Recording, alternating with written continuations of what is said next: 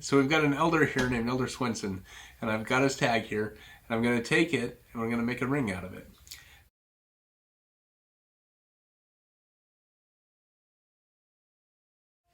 Now for this ring, we thought it would be kind of fun to do something a little different. And I always try and make these rings something special, something that they would like, and something that reminds them of the mission. Well, Elder Swenson, we were talking, he wore this tie out on the mission, came out with it on the mission, and he's going to wear it home.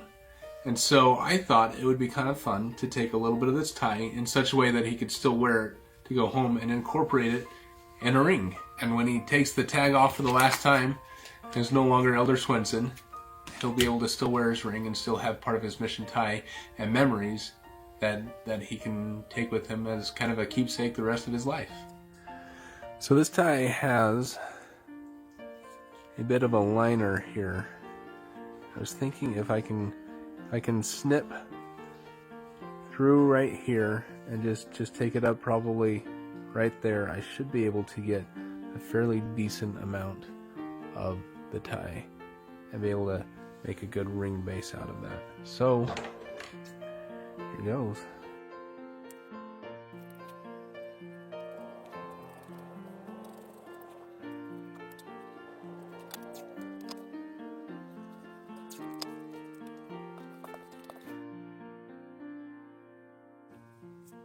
With a strip of fabric cut out of the tie, I went in and cleaned up the edges a little bit. While not strictly necessary, it is helpful to have a nice tight edge and reducing sanding later on, which you always have to do a lot of sanding.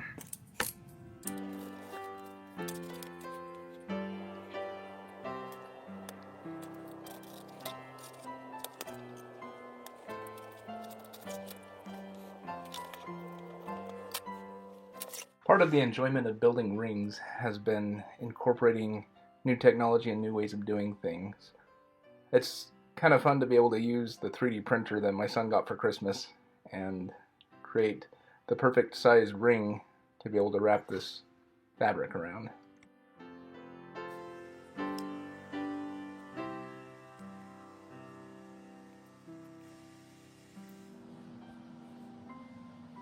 Taking the 3D printed tube, I wrap the fabric around it, trying to get a good tight wrap.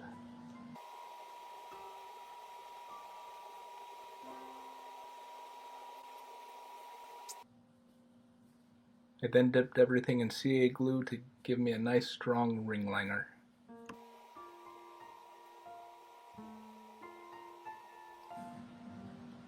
Then I use a sharp knife to remove the blue tape, and I'll do another dip in the CA glue to make sure we've got some good bonding with all the layers of fabric.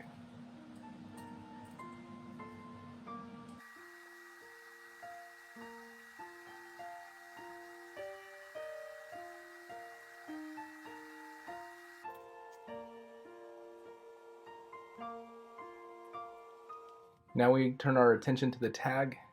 Elder Swenson is a size 12, but to get the fit completely perfect, I take a strip of paper and I wrap it around and I cut it as a great indicator of the length I need for the ring. Then when I cut the tag down to size, I know I have it the exact length that I need.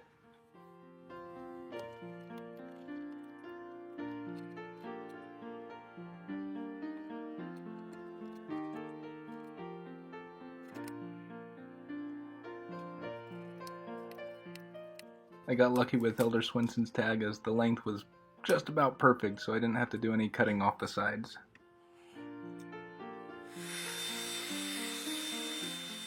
Next I use heat to soften the tag and make it pliable so that I can wrap it around this ring mandrel. And then I get the edges as flush as I can so I can have a nice glue up.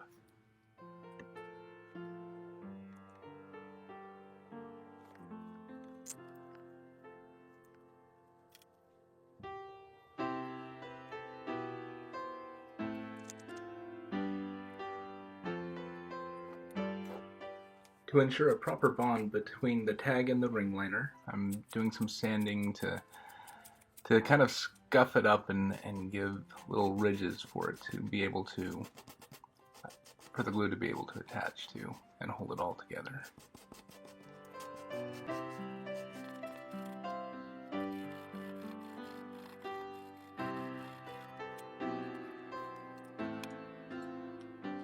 Now it was time to get the tag into its round shape and generally size it to expand it to the size I needed to be able to get it over that ring liner there. This is done by heating the tag and moving it from one ring mandrel to the next in succession from a smaller diameter to a greater diameter.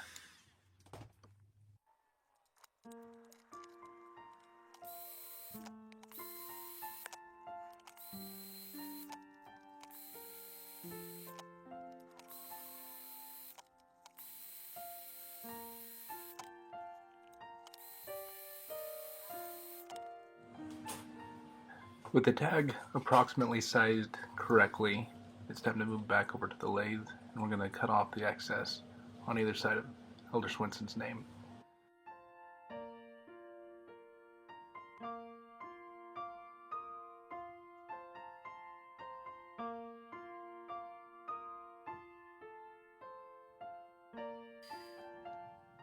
And again, using heat to expand Elder Swenson's tag, it was time to move it over to the ring liner.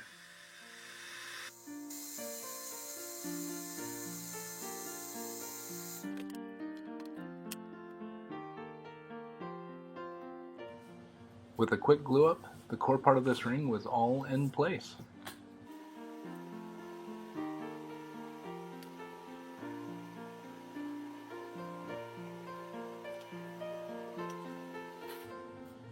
Next, it was time to get the core part of this ring all cleaned up. That included cutting the edges off and giving it a quick sanding.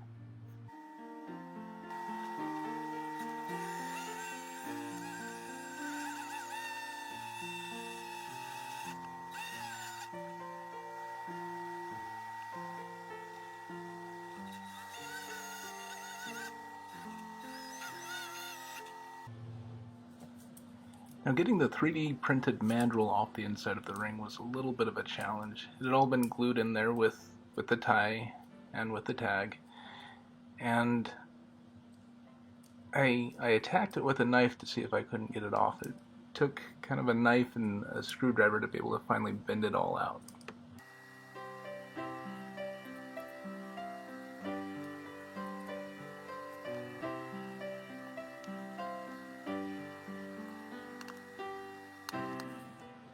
I then sanded the sides even so that I could attach the outsides of the ring.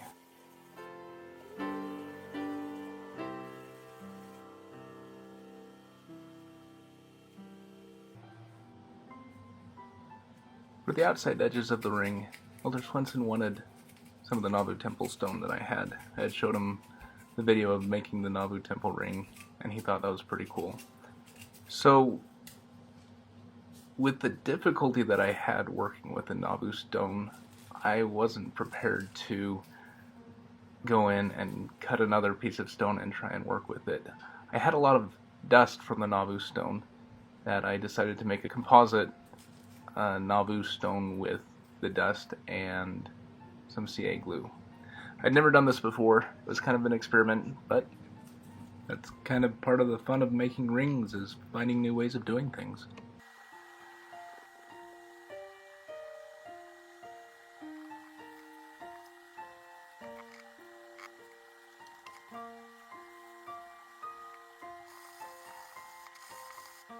With the composite stone made, it was time to put a hole in the center. I used my hand drill because I'm not at home where my drill press is, and made a not so center but center hole in the ring. Then I attached it to the mandrel, put it on the lathe, and started sanding.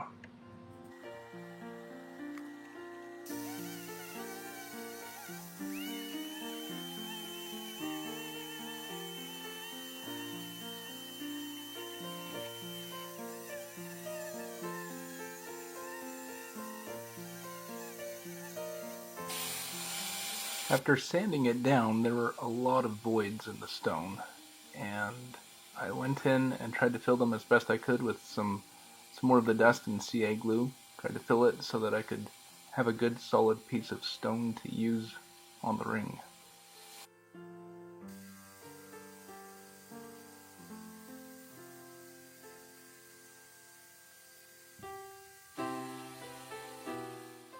The next task was to sand the sides of the stone so that I could get a nice flush fit with the ring when I glued it all together.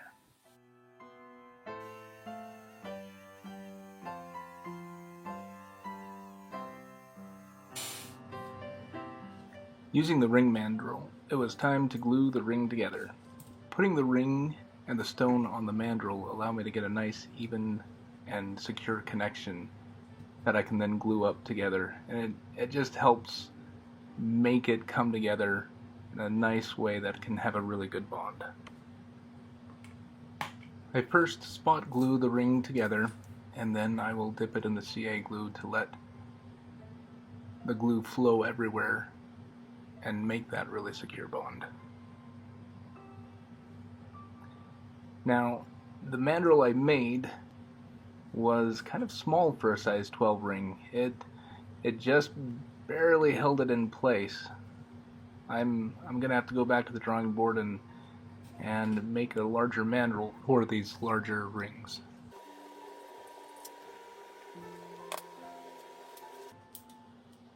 So in one of my previous videos, I made two ends of the ring, cutting one side off and then flipping the ring over and gluing it on again.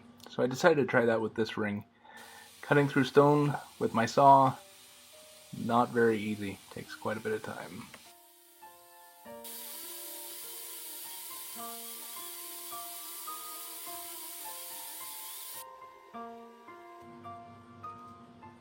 So now that we've got the stone cut in half, we flip the ring over and we sandwich it between the two stones.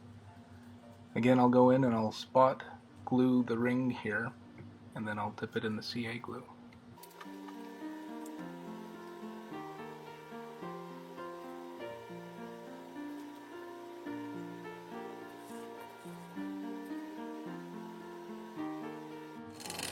Now it was time to sand the ring down to close to its final dimensions.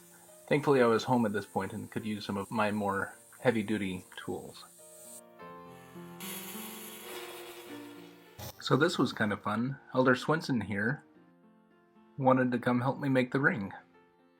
So he came over and kind of finished the sanding process, and then we worked on finishing.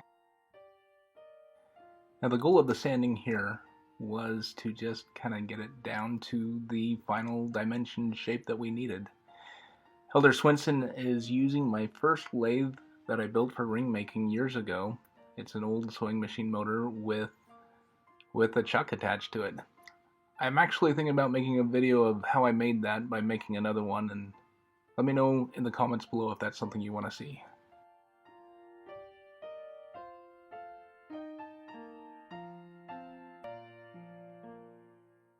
After sanding on the lathe, Elder Swenson then switched over to sanding by hand for the final touches before the finishing process.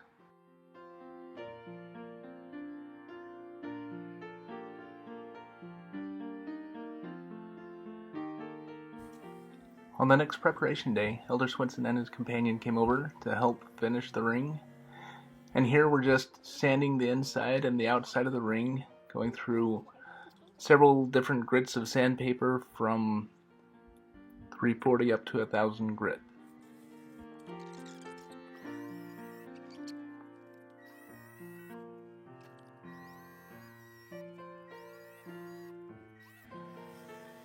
We use sandpaper in progressively finer grit because sanding like this will give you a nice finish, a great smooth feel for the ring, and it will help give you a nice, beautiful shine.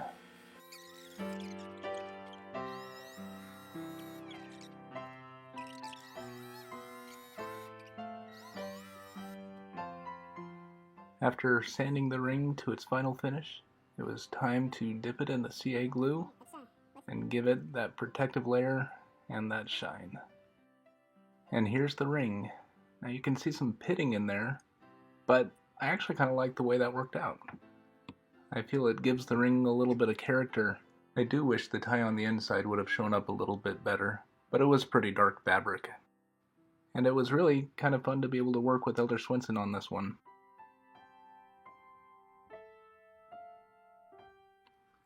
Thanks for watching, and if you haven't yet, please go in and like and subscribe.